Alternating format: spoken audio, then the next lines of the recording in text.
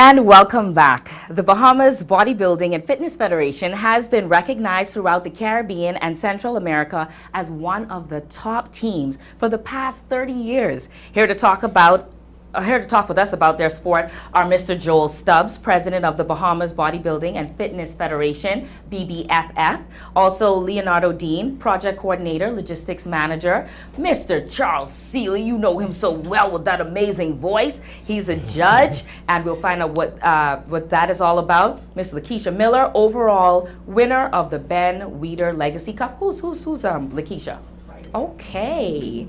Legacy Cup Toronto, and Mr. Emil Hamilton, overall winner of the Ben Weider Legacy Cup Aruba, and that is you. Okay, we're going to talk about it. Good morning and welcome to Bahamas at Sunrise. Good morning. I'm excited. We've been having a wonderful conversation so far. So, first of all, Mr. Stubbs, can you tell us a little bit about the sport of bodybuilding in the Bahamas? You guys have been so successful, and it seems like more and more people are becoming attracted to the sport. Yes, the sport of bodybuilding, morning Bahamas, the sport of bodybuilding and fitness started some 45 years ago in the Bahamas under the founding father, Mr. Hubert Wong. And from his time onward, there's been some 7 different presidents, of which I'm the present president at this time. However, the sport started with just bodybuilding, but it took different avenues after a while as they saw different bodies throughout the world that placing strain in the gym and have different shape, different look, different size, that they could have changed the sport from just being bodybuilding to now more fitness. So now we have different fitness looking type bodies that you see here on display. And so the sport has now take on the new look of man physique, woman's physique, woman's bikini, woman's fitness, woman's figure, and all of these different bodies, they're all different body types. Yeah, we have a number of different body types here today, and we're going to have an opportunity to speak with them. But I want you to tell us about your championships in August. And I know, Charles Seeley, were you a judge then? Absolutely. At that time? Okay, great. So tell me about your experience as a judge and what it was like, I guess, through your eyes.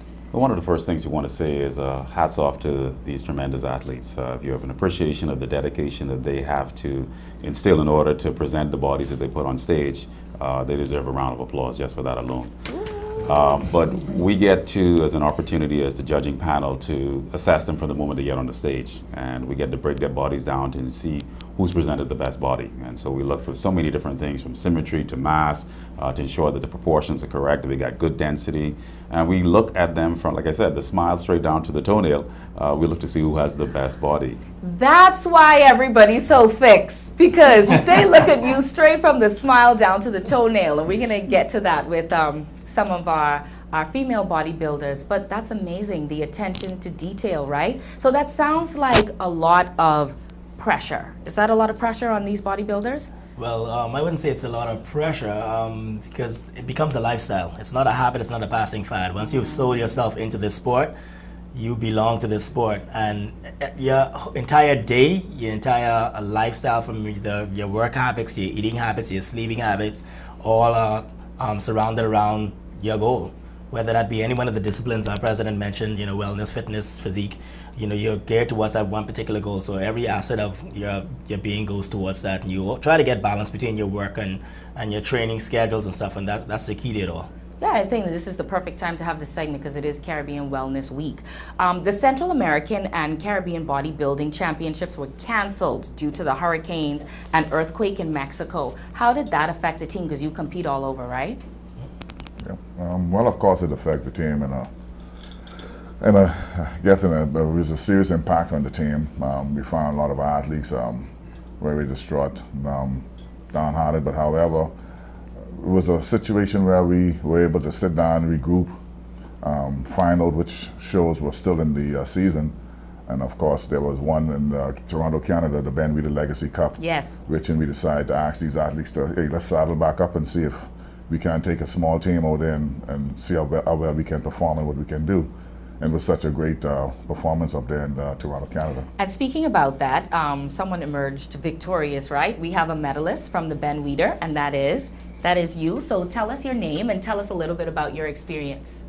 My name is Leticia Miller, I went there as a women physique competitor. I won the Masters division, What? and I won the tall division overall, and I became an IFBB pro.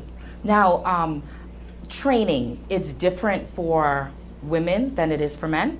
Most definitely, it's the same type. It's the same work ethics. You just gotta be disciplined and work hard. Train hard. And so is there a lot of emphasis? Is this naturally who you are? Like gorgeous, hair done, makeup done, nails done? Or do you have to go the extra mile when you compete? It's basically, when you're in the gym, it's not the glamorous look.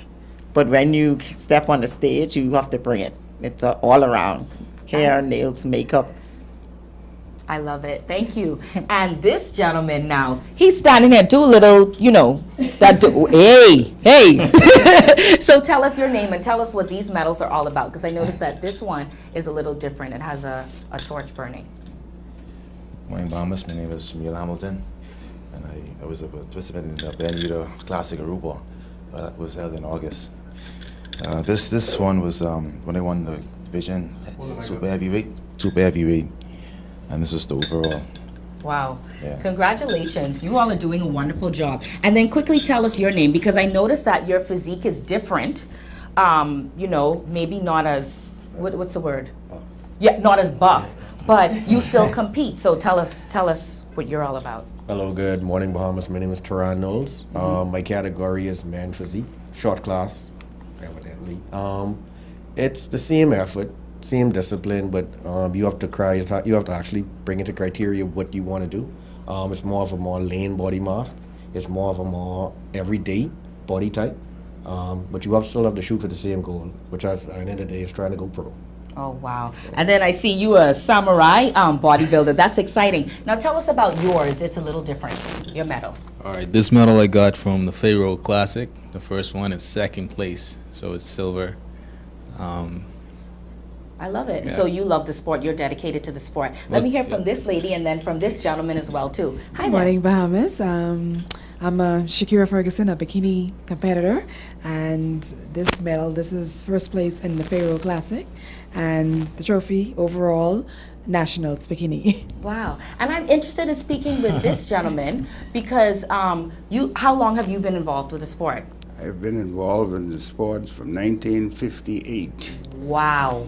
Well, and so how have things changed for you? You have the same dedication, the same discipline, because you could do whatever you want to at any age. That's quite true, because today I'm just as strong as I can't tell you my age, 73. I'm just as strong at 73 as I was when I was 32 years old. Wow. Yeah. And as I've watched this sport really evolve, as a matter of fact, even going back to the 60s, we had personnel who were on the international level. We had a Mr. World in the 60s. We had a Mr. Universe. And that's in the 60s, amazing because we have the most gold medals per capita, and bodybuilding has definitely added to that. So gentlemen, And this one, I won recently at the Ben Reader Legacy Championship in Canada. We want to say congratulations to you all. We want to be a part of this. We want to know how we can be connected. We have like 10 seconds to wrap up. So any one of you three gentlemen, please take it away and tell us what's next for BBFF in 2018.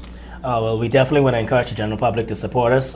This year was pretty rough for us in terms of our financial income for the sport. We had a lot of athletes that competed internationally that had to fund themselves, although we did have some assistance from the government. But we're asking the corporate community to really come on board with us because our message goes beyond ourselves as athletes into the community. Like you say, it's a health week coming up, and this is what we represent. Not only speaking about it, but actually living it and showing that we can actually become the embodiment of what we are trying to represent in the Bahamas. For our bodybuilding, for next year, of course, we're going to have our nationals, we're going to have the novice championships.